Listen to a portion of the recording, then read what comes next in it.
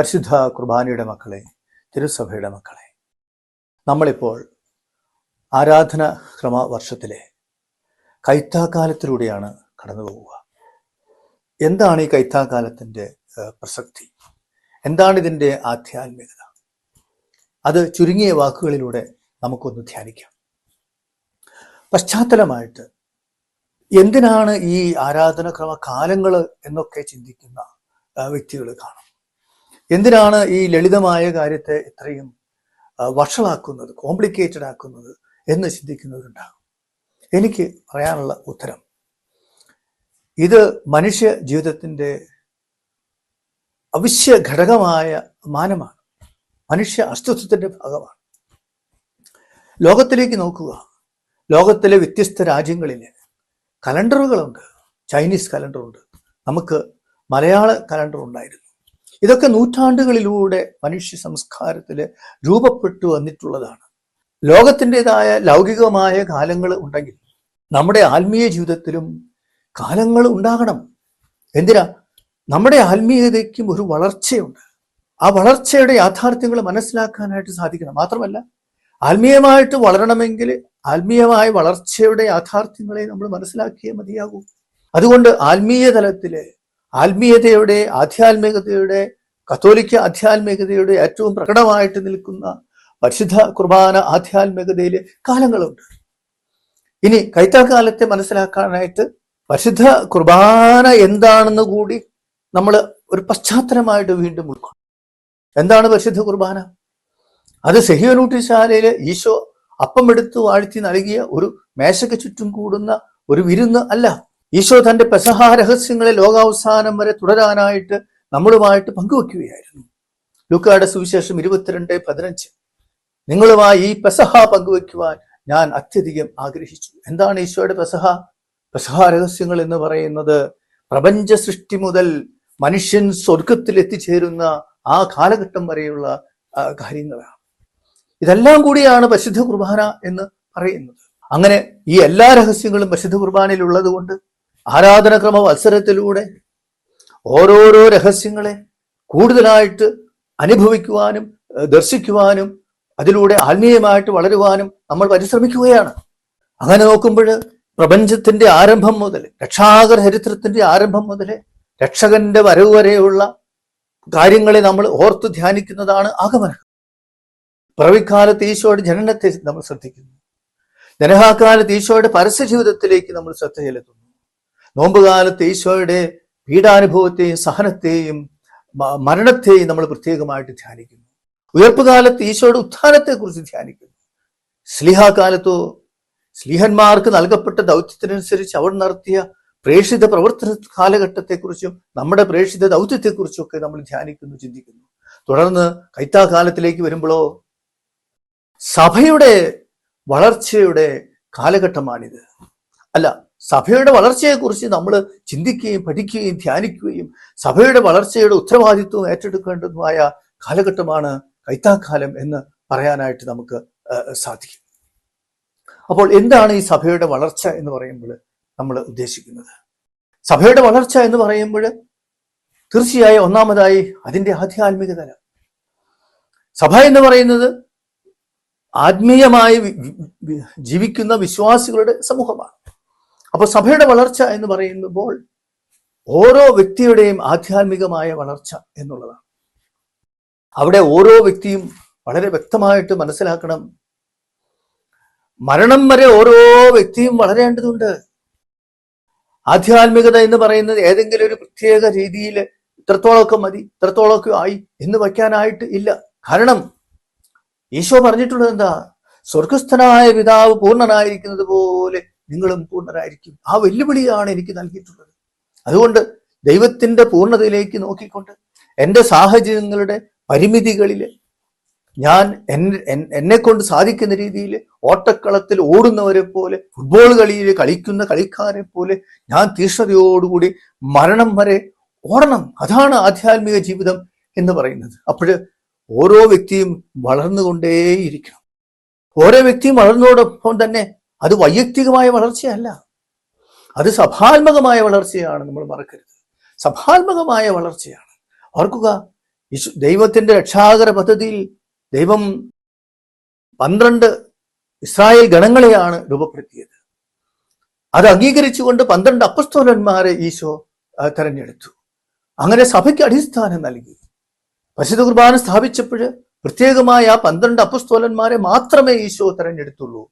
അങ്ങനെ അവിടെ സഭയെ സ്ഥാപിച്ചുകൊണ്ട് സഭയെ ഉത്തരവാദിത്വം ഏൽപ്പിക്കുകയാണ്. എന്തിനു വേണ്ടിയാണ് ദൈവം മനുഷ്യനായിട്ട് അവതരിച്ചത് എന്ന് ചോദിച്ചാൽ ഞാൻ തറപ്പിച്ച് പറയും, സ്വർഗത്തിലെ നിത്യമായി ദൈവത്തെ ആരാധിക്കാനായി പ്രത്യേകമായുള്ളതായ സാധ്യതയുള്ള ഓരോ വ്യക്തിയും ആ സ്വർഗത്തിൽ എത്തിച്ചേരുന്നതിന് വേണ്ടി നിരന്തരം അവന് വേണ്ടി പാടുപീടുകൾ സഹിച്ച് മരിച്ച് ഉത്ഥാനം ചെയ്യുന്നതിന് വേണ്ടി ഇതാ ഇവിടെ ദൈവം പരിശുദ്ധ കുർബാന സ്ഥാപിച്ചിരിക്കുകയാണ്. അതാണ് പരിശുദ്ധ കുർബാന. അങ്ങനെ ആ പരിശുദ്ധ കുർബാനയിൽ പങ്കെടുത്തുകൊണ്ട് സ്വർഗീയ ആരാധനയെ മുൻകൂട്ടി അനുഭവിച്ചറിഞ്ഞുകൊണ്ട് അവൻ സ്വർഗത്തിലെത്തണം. അപ്പൊ ദൈവം വന്നത് എന്തിനു വേണ്ടിയാ? തിരുസഭയിൽ പരിശുദ്ധ കുർബാന സ്ഥാപിച്ചുകൊണ്ട് ലോകാവസാനം വരെ അവൻ പരിശുദ്ധ കുർബാനയിലൂടെ എങ്കിലും നിരന്തരം ദൈവത്തെ സ്തുതിച്ചുകൊണ്ട് അവസാനം അവൻ സ്വർഗത്തിൽ എത്തിച്ചേരുന്നതിന് വേണ്ടിയാണ്. അപ്പോൾ സഭ സ്ഥാപിക്കുക എന്നുള്ളതും ഈശോയുടെ ഒരു ലക്ഷ്യമായിരുന്നു എന്നുള്ളത് നമ്മൾ കൃത്യമായിട്ട് ഇവിടെ പ്രത്യേകമായിട്ട് ഓർത്തിരിക്കണം. സഭയുടെ ഈ വളർച്ചയുടെ കാലത്ത് നമ്മൾ ശരിക്കും ഉൾക്കൊള്ളണം, ധ്യാനിക്കണം. എങ്ങനെയാണ് ഈ സഭ വളർന്നത്? ഓർക്കുക, ഈ സഭയുടെ തുടക്കം നമ്മൾ കാണുന്നത് 400 വർഷത്തോളം അടിമകളായിക്കൊണ്ട് ദൈവത്താൽ പരിശീലിപ്പിക്കപ്പെട്ട ഒരു ദൈവജനമാണ്. അവരെ ദൈവം മരുഭൂമിയിലൂടെ നയിച്ചു. അവരെ രക്ഷിക്കുവാനായി, അവരിലൂടെ ലോകത്തെ രക്ഷിക്കാനായി ദൈവം തന്നെ സഹിച്ചു മരിച്ചു. അതുകൊണ്ട് ആ ഈശോ മിശിഹായുടെ തുടർച്ചയായ സഭ എങ്ങനെ വളരുമെന്ന് ചോദിച്ചാൽ ഈ രക്തസാക്ഷിത്വത്തിലൂടെ തന്നെയാണ് ഈ സഭ വളരുക. ഈശോ തെരഞ്ഞെടുത്ത അപ്പസ്തോലന്മാരിൽ യൂദാസ് ആത്മഹത്യ ചെയ്തെങ്കിലും മറ്റ് 11 പേരും തിരഞ്ഞെടുക്കപ്പെട്ട അപ്പസ്തോലനും രക്തസാക്ഷികളായിട്ടാണ് മരിച്ചത്. ഈശോയുടെ രക്തസാക്ഷിത്വത്തിൽ പങ്കെടുക്കുകയായിരുന്നു.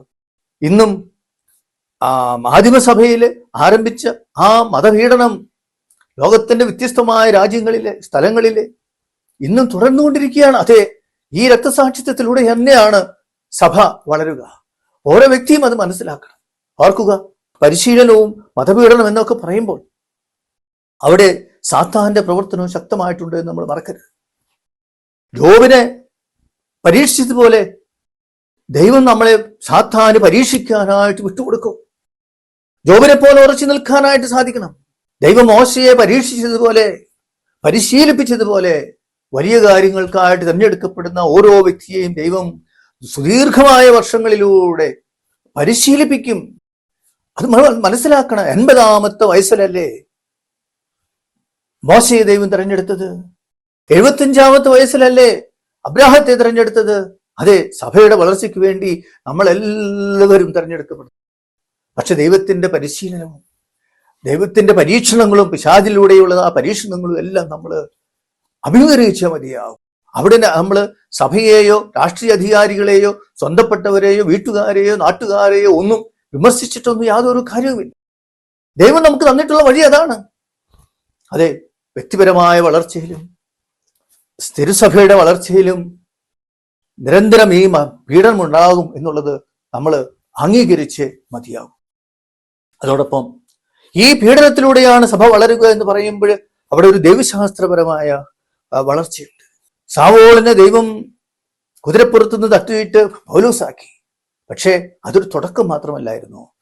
പൗലോസിൽ എന്തുമാത്രം സഹിച്ചു, ആ സഹനങ്ങളിലൂടെ കടന്നുപോയപ്പോൾ എന്തുമാത്രം എഴുതി, ആ ലേഖനങ്ങളിലെ ദൈവശാസ്ത്ര ചിന്തകളെ നമുക്ക് ഇനിയും മനസ്സിലാക്കാൻ സാധിക്കും. അപ്പോൾ ഓരോ വ്യക്തിയും ഓർക്കണം, ഓരോ വ്യക്തിയും പൗലോസ്ലിഹായെ പോലെ എന്ന് ഞാൻ പറഞ്ഞു പോട്ടെ, നമ്മൾ വളരണം. ദൈവശാസ്ത്രപരമായി ബൗദ്ധികമായിട്ട് നമ്മൾ വളരണം. സഭ വളരണം. സഭയും ദൈവശാസ്ത്രപരമായിട്ട് വളരുകയാണ്. അത് പറയുമ്പോൾ ഇവിടെ പ്രത്യേകം ഒരു കാര്യം ഓർക്കണം. മാർ തോമസ് ലീവ എന്ന് പറയുമ്പോൾ സിറോ മലബാർ സഭയെ സംബന്ധിച്ച് അത് മാർ തോമസ് ലീഹ ഉണ്ടാക്കിയതല്ല. പൗരസ്ത്യ സുറിയാനി സഭയിലെ പ്രത്യേകമായി വളർന്നു വന്ന വലിയ ദൈവശാസ്ത്രത്തിന്റെ വലിയൊരു പ്രതീകമാണ്, അടയാളമാണ് ആ മാർ തോമസ് ലീവ എന്ന് പറയുന്നത്. ഏലിയ പ്രവാചകന്റെ കാര്യം കൂടി എടുക്കുക. അല്ല, എല്ലാ പ്രവാചകന്മാരും ഇസ്രായേൽ ജനത്തെ വളർത്തിയത് എങ്ങനെയാണ്? പീഡകൾ സഹിച്ചുകൊണ്ടാണ്. അതെ, സഭയെ വളർത്തുവാനായിട്ട് ആഗ്രഹിക്കുന്ന ഓരോ വ്യക്തിയും വളരുന്നത്, സഭയെ വളർത്തുന്നത് പീഠകളിലൂടെയാണ്. അതെ, വളർത്തിയെടുക്കാനായിട്ട് സാധിക്കട്ടെ. ഈശോയുടെ നാമത്തില്, ഈശോയുടെ പ്രബോധനങ്ങളോട് വിശ്വസ്ത പുലർത്തുന്നവര്, മാർപ്പാപ്പയാണെങ്കിലും കർദിനാളാണെങ്കിലും വൈദികരാണെങ്കിലും സന്യസ്തരാണെങ്കിലും അൽമായരാണെങ്കിലും ശരി, പീഡിപ്പിക്കപ്പെടുമെന്ന് മറക്കരുത്. പക്ഷേ ആ പീഡനത്തിലൂടെയാണ് സഭയ്ക്ക് ഉത്ഥാനം ഉണ്ടാകുന്നത് എന്നും മറക്കരുത്. ഒരു കാര്യം കൂടി പറഞ്ഞ് ഞാൻ അവസാനിപ്പിക്കാം. ഒരുപക്ഷെ അൽമായ സഹോദരങ്ങൾ ചിന്തിക്കും, സഭയുടെ വളർച്ച അങ്ങനെയുള്ള കാര്യങ്ങളൊക്കെ പുരോഹിതരുടെ, അച്ഛന്മാരുടെ കടമയാണ്. അല്ല.